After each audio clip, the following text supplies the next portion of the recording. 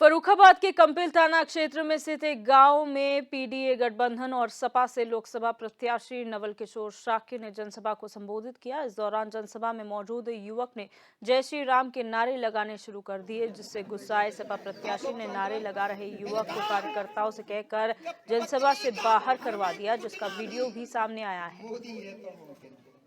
पत्नी का घर में कुटना भी और मोदी है तो काउंटिंग में लोधी पीटना भी मोदी है तो मुमकिन है।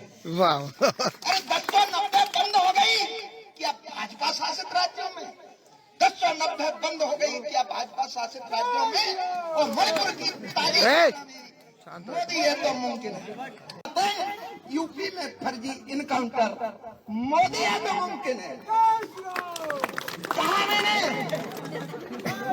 मैंने कहा। और अश्विनी शाही हमारे साथ बीजेपी प्रवक्ता फोन लाइन पर जुड़ चुके हैं। अश्विनी जी, बहुत स्वागत है आपका HNN 24/7 में।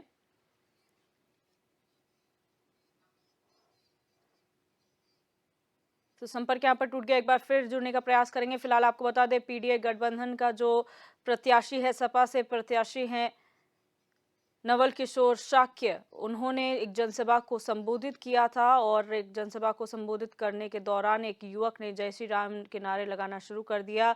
ये सुनते ही गुस्सा गए शाक्य और उन्होंने अपने कार्यकर्ताओं से कहकर उसे सभा से बाहर निकाल दिया। ये पूरा वीडियो आप देख सकते हैं।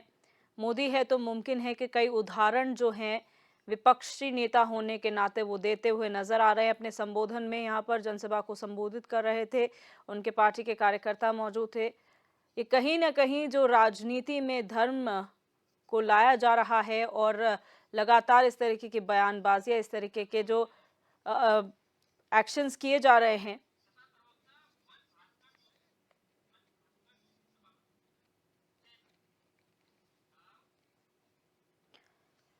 और भुवन भास्कर जोशी सपा प्रवक्ता हमारे साथ फोन लाइन पर जुड़ चुके हैं। भुवन जी, बहुत स्वागत है आपका HNN 24/7 में।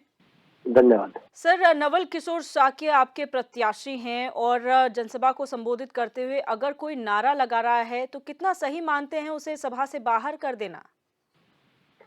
देखिए, पहले बात तो आपको बताना चाहता हूँ, भगवान श्री राम तो समाजवादियों के प्रेरक हैं जी। क्योंकि भगवान, क्योंकि सामाजिक न्याय की अगर किसी ने लड़ाई लड़ी है तो केवल भगवान श्री राम ने लगी है। उन्होंने नल नील बंदर निषाद राज सबको साथ लेकर रावण का अंत करने का काम करा। वो चाहे तो अकेले भी कर सकते थे। और रही बात उस जनसभा में भीड़ की बात, वो निश्चित तौर पे एक चुनावी कार्यक्रम था और इस तरह की धर्म की जो राजनीति है उससे हम लोगों के लिए जो धर्म है एक व्यक्तिगत विषय है और राजनीति अलग विषय है। हम लोग धर्म की राजनीति नहीं करते। निश्चित तौर पे वो भारतीय जनता पार्टी के जो हम की माहौल से घबराई हुई है, जो पीडीए की लड़ाई को हम लोग लड़ रहे हैं, उससे जो हमें दिखाई देता है कि भारतीय जनता पार्टी घबराई है और ऐसे लोगों को भेजकर वो माहौल खराब करना चाहती है। तो भुवन जी, लेकिन अगर कोई नारा लगा भी रहा है उससे क्या फर्क पड़ता है आपकी चुनावी जनसभा में? अगर कोई नारा लगा रहा है, जरूरी नहीं है कि वो कोई कार्यकर्ता हो सकता है आम आदमी हो, और जय श्री राम के नारे लगा रहा है। मैं बता तो रहा हूँ आपको, वही काम तो बात तो मैं बताने का काम करा आपको। मैंने कहा कि वो भारतीय जनता पार्टी के एजेंट उन्होंने भेजे हैं, क्योंकि वो जो माननीय अखिलेश यादव जी ने जो नारा दिया है पीडीए का, पिछड़ा दलित अल्पसंख्यक आदिवासी और आदि आबादी प्लस अगड़ा जो हमारा पिछड़ा समाज है, उसकी लड़ाई से आज भारतीय जनता पार्टी की हालत ऐसी हो गई है कि वो हमारी रैलियों को, हमारे चुनावी प्रोग्रामों को ऐसे लोगों को भेजकर खराब करना चाहती है। जी भुवन जी, आप बने रहिए हमारे साथ अश्विनी शाही बीजेपी प्रवक्ता भी जुड़ चुके हैं। अश्विनी जी, बहुत स्वागत है आपका HNN 24/7 में। जी धन्यवाद। अश्विनी जी, यहाँ पर सपा के प्रत्याशी है नवल किशोर शाक्य, वो जनसभा को संबोधित कर रहे थे। एक व्यक्ति ने जय श्री राम के नारे लगाए तो उन्होंने अपनी सभा से उन्हें बाहर कर दिया। क्या टिप्पणी करेंगे इस पर? देखिए, ये रामद्रोही लोग हैं तो जय श्री राम नारा लगाने पर बाहर करेंगे ही करेंगे। अगर वहां पर वो शाक्य भी जो है सनातनी होते हैं और उनकी सभा में कोई सनातनी आया था और जय श्री राम का नारा लगाया तो उनको उत्साहित करना चाहिए। और बाहर करवाना ये बताता है कि समाजवादी किस प्रकार की घेरा की राजनीति करते हैं।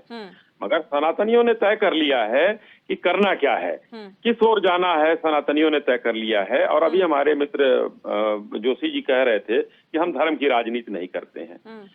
तो ये कुछ दिन पहले तक 2017 के पहले तक यूपी में, 14 के पहले तक पूरे देश में ये लोग क्या करते थे, बगैर रोजा रहे जो अफ्तारी का कार्यक्रम होता था वो धर्म की राजनीति नहीं थी तो क्या थी, वो किस चीज की राजनीति थी। ये जो है सरजू का पानी जो खून से लाल किया गया और उसका वो चलिए मान लीजिए कि वहां किया गया, लेकिन उसका बखान जो है आकर चुनाव में करना कि हमको जरूरत पड़ती तो मैं और मरवा देता लोगों को, ये क्या धर्म की राजनीति नहीं है, ये क्या है।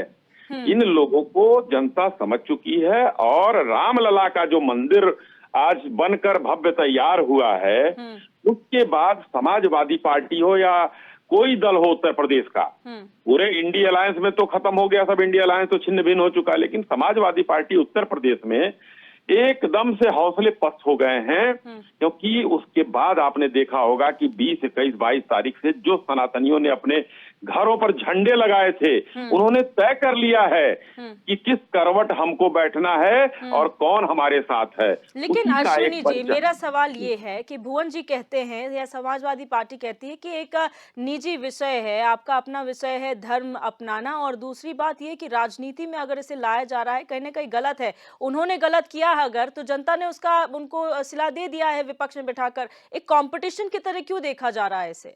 कहाँ कंपटीशन के तौर पे देखा जा रहा, हम तो कुछ कह ही नहीं रहे हैं। ये आपने ही बताया मुझे कि इनके प्रत्याशी जो घोषित हैं उन्होंने जय श्री राम के नारे के बाद उस युवक को बाहर निकलवा दिया, तो ये क्या है? उस व्यक्ति की आस्था का सम्मान नहीं है, इसका मतलब कि आप विरोध कर रहे हैं। ये कोई धर्म का वहां ना मूर्ति की स्थापना हो रही थी, ना मूर्ति की पूजा हो रही थी, ना कुछ हो रहा था। जय श्री राम का नारा तो कोई भी लगा सकता है, जोशी साहब भी लगा सकते हैं, आप भी लगा सकती हैं, मैं भी लगा सकता हूँ। तो समाजवादी पार्टी जो एक क्षुद्र नेता इनके हैं स्वामी प्रसाद मौर्य, उनको रामचरितमानस पर कुछ कहने के बाद उनको महासचिव बनाती है, तो ये क्या करती है समाजवादी पार्टी? भुवन जी, समाजवादी पार्टी ये है जी। भुवन जी, यहाँ पर ये सवाल जो है आप लोगों पर उठते हैं, आप भारतीय जनता पार्टी को कटघरे में खड़ा करते हैं, लेकिन उल्टा सवाल आप ही से होता है। लेकिन आप एक बात बताइए, अगर कोई नारे लगा भी रहा है, जैसा आपने पहले भी क्लेरिफाई किया, तो दिक्कत क्या है? सर उन्हें लगाने दीजिए, आप तो अपनी चुनावी जनसभा कर रहे हैं ना। देखिए, मैं पहले तो आपको अश्विनी जी को थोड़ा सा दुरुस्त करना चाहता हूँ। अश्विनी जी ने अभी बताया कि किस प्रकार हम लोगों के हार हो रही है, शायद वो भूल गए हैं। घोषी में जो हार हुई थी वो इनकी भारतीय जनता पार्टी की नहीं हुई थी, इनके आदरणीय मुख्यमंत्री लगे थे, उनकी हार थी। उप मुख्यमंत्री लगे थे, वो उनकी हार थी। सेंटर के कैबिनेट मिनिस्टर लगे थे, उनकी हार थी। उत्तर प्रदेश के कैबिनेट मिनिस्टर लगे थे, उनकी हार थी। इनके सांसद लगे थे, उनकी हार थी। इनके एमएलए थे, उनकी हार थी। इनका प्रशासन लगा था, उनकी हार थी, क्योंकि समाजवादी पार्टी को जनता का विश्वास हासिल हुआ और इनके सारे किले हम लोगों ने ढा दिए।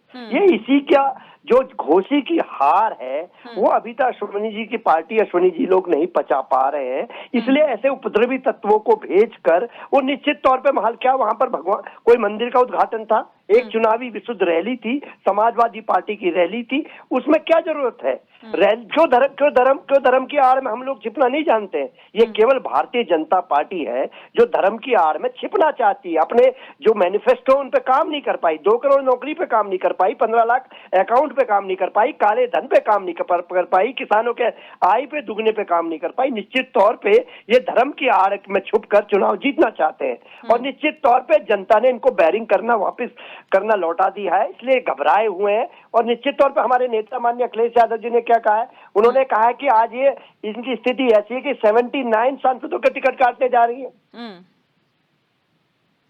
और जो एक है वो भी कहीं सुरक्षित सीट देख रहे हैं जी। तो ये हमारे नेता ने कहा है और दिखाई दे रहा है, जो इनकी रैली में अपने कार्यकर्ताओं को भेज रहे हैं वो इनकी बौखलाहट दिखाई दे रही है जी। ठीक है, अश्विनी शाही जी आपका भी और भुवन जी आपका भी, दोनों का बहुत शुक्रिया हमारे साथ जुड़ने के लिए और अपनी बात रखने के लिए।